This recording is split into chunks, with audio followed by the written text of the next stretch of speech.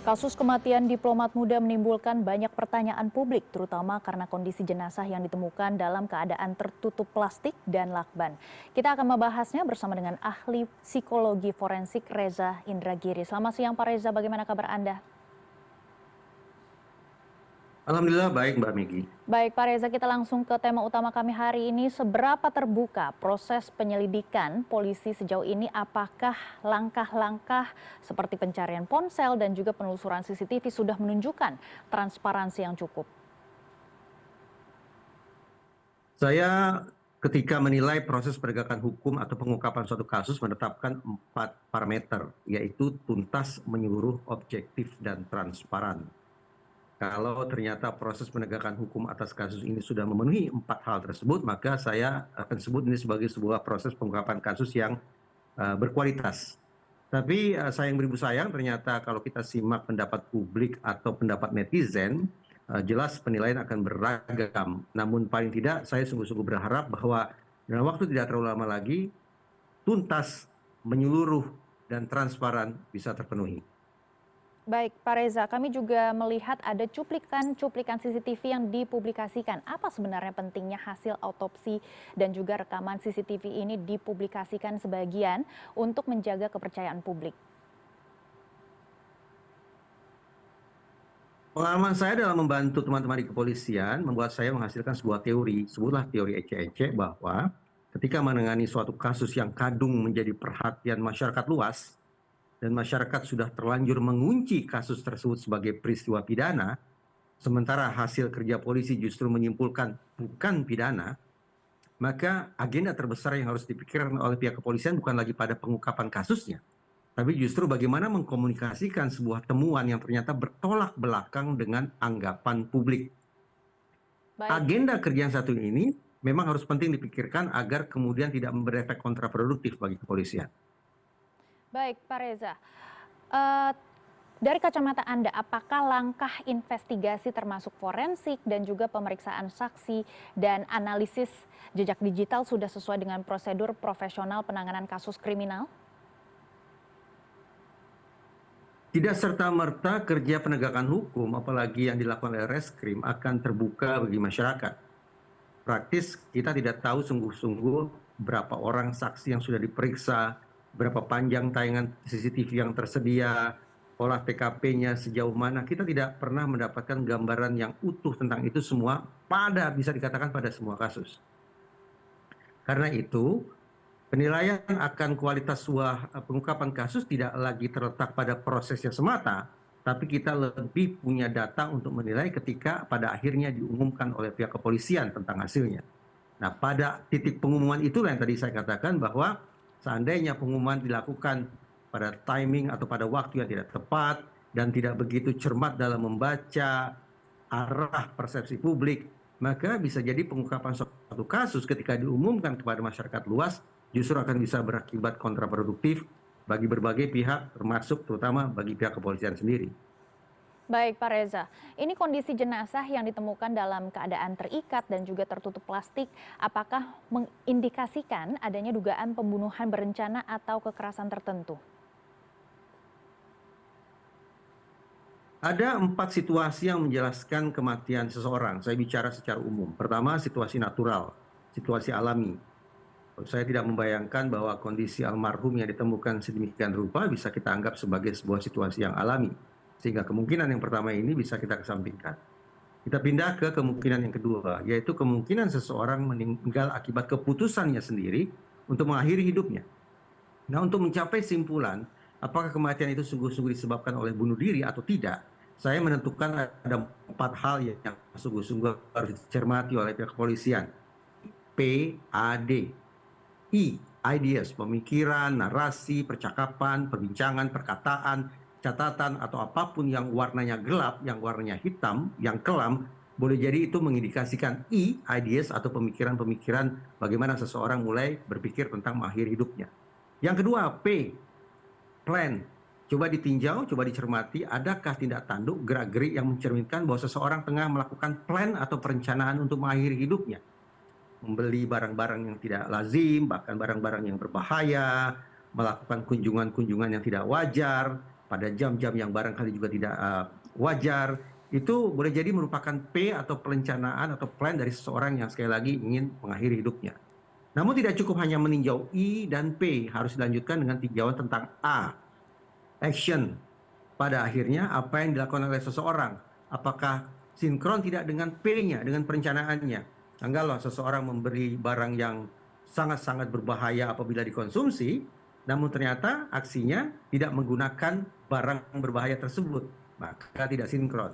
Dan pada akhirnya ditinjau adalah elemen D, death. Apakah seseorang meninggalnya sungguh-sungguh bertitik awal dari I, P, dan A, sebagaimana saya katakan tadi, atau lebih pada jangan-jangan lebih pada untuk mencari perhatian sehingga muncul situasi yang tidak terkendali dan seterusnya dan seterusnya. Nah, itu kemungkinan yang kedua, yaitu bagaimana seseorang meninggal akibat keputusannya sendiri. Yang ketiga, seseorang meninggal akibat perbuatan orang lain. Bisa karena pembunuhan, pengeroyokan, penganiayaan, atau lainnya. Kalau kita kaitkan ke kasus ini, bahwa pihak kepolisian dan Kompolnas sudah mengatakan kunci berlapis dalam kondisi terkunci dari dalam. Plafon utuh, tidak ada tanda-tanda pengerusakan. Lingkungan sekitar sebagaimana terekam CCTV juga wajar-wajar saja. Kemudian perilaku penjaga kos patroli sedemikian rupa justru menunjukkan kewaspadaan dari yang bersangkutan. Keterangan dari sesama penghuni rumah tidak mendengar sesuatu yang mendatangkan kecurigaan atau kekhawatiran, misalnya kegaduhan pada jam tersebut. Sidik jari yang ditemukan pada lakban juga menurut Kompolnas hanya ada satu. Serangkaian data atau temuan tersebut memberikan dasar bagi kita untuk mencermati ulang, benarkah almarhum meninggal akibat perbuatan orang lain. Nah, yang kemungkinan yang keempat adalah accident atau kecelakaan. Seseorang tengah melakukan suatu aktivitas, apapun itu aktivitasnya, namun tanpa dia sadari, tanpa mampu dia kendalikan, dia terseret ke dalam sebuah situasi kritis. Situasi kritis yang sedemikian berbahaya sampai-sampai mengakibatkan yang bersangkutan meninggal dunia. Nah, 4 kemungkinan, alami, bunuh diri, meninggal akibat perbuatan orang lain, dan kecelakaan, semuanya harus ditinjau oleh polisi. Namun menurut saya, dari 4 kemungkinan situasi tersebut, kemungkinan tentang meninggalnya almarhum akibat situasi alami bisa kita kesampingkan. Tinggal tersisa 3, bahkan mungkin hanya tinggal tersisa 2. Baik, Pak Reza. Dari pihak keluarga maupun sebagian besar publik juga menilai sepertinya pihak kepolisian membutuhkan waktu yang cukup lama untuk mengungkapkan kasus ini dan juga penyebab kematian diplomat muda. Bagaimana penilaian Anda? Apakah ini waktunya cukup lama? Kira-kira hampir 1 bulan, Pak Reza. Saya teringat perkataan Kapolda Metro Jaya yang menjanjikan bahwa pengungkapan kasus ini bisa dilakukan hanya dalam waktu 1 pekan. Demikian pula ketika saya berbincang dengan 2 mantan Kabareskrim, Jenderal Bintang 3, mereka sia sekata menyebut atau menilai bahwa kasus ini tampaknya tidak begitu sulit untuk diungkap. Atas dasar itu, sebagaimana tadi saya sebut, boleh jadi pihak kepolisian sesungguhnya sudah sejak jauh-jauh hari mendapatkan kesimpulan tentang apa yang terjadi pada almarhum. Namun isunya sekarang bukan lagi pada pengungkapan kasus, tapi pada bagaimana menyampaikan sebuah simpulan yang boleh jadi bertolak belakang dengan anggapan yang kadung mewarnai alam berpikir masyarakat. Masyarakat mengunci peristiwa ini katakanlah sebagai akibat sebuah peristiwa pidana, tetapi temuan polisi boleh jadi bertolak belakang dengan itu. Nah, polisi tentu harus hati-hati untuk menyampaikan sebuah temuan yang bertolak belakang dengan anggapan yang kadung ada di masyarakat luas. Baik, Pak Reza. Menurut Anda bagaimana Kompolnas ataupun pihak lain memastikan tidak ada intervensi ataupun konflik kepentingan dalam kasus ini, mengingat korban adalah diplomat muda dari Kemlu?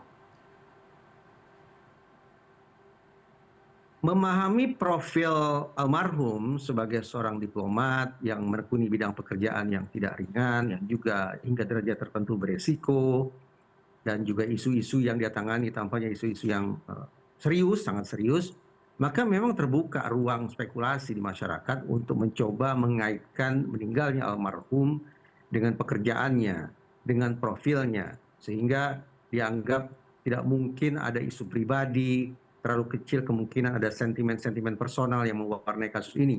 Namun sebaliknya justru isu-isu kelas berat lah, warna-warna konspirasi lah yang dianggap oleh sebagian halayak bersangkut paut dengan meninggalnya almarhum.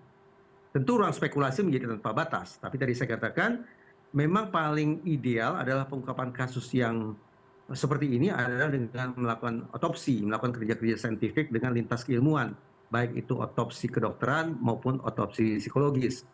Otopsi psikologis bisa dilakukan dengan pemeriksaan dokumen, dokumen atau riwayat kesehatan misalnya, atau juga dilakukan dengan cara melakukan pemeriksaan, wawancara ke orang-orang dekat yang dianggap kenal tentang kepribadian almarhum, tentang kondisi almarhum, termasuk kekhasan-kekhasan yang mungkin juga dimiliki oleh almarhum. Kalau kemudian kerja-kerja saintifik itu sudah dilakukan secara memadai, berarti sudah objektif, maka ya apa boleh buat. Spekulasi berbenturan dengan temuan objektif, tentu saya lebih memilih untuk mempercayai hasil simpulan yang diperoleh lewat cara-cara yang objektif, yang saintifik, ketimbang berdasarkan asumsi belaka, apalagi spekulasi yang berlebih-lebihan. Baik, Pak Reza, terakhir Pak Reza. Menurut Anda kasus ini mengarah kemana? Apakah ini memang bunuh diri atau ada agenda lain? Dari 4 kemungkinan situasi yang saya sampaikan tadi, hitung-hitungan saya, sudah barang tentu ini juga sifatnya spekulatif, simpulan definitif ada di kepolisian, dari 4 kemungkinan situasi, menurut saya yang tertinggal hanya 2 kemungkinan saja, yaitu almarhum maaf barangkali meninggal akibat keputusannya sendiri, atau almarhum meninggal akibat sebuah kecelakaan. Baik, kami akan terus memantau perkembangan kasus kematian diplomat muda Kemlu. Terima kasih Pak Reza sudah bergabung bersama kami di CNN Indonesia News Hour. Terima kasih.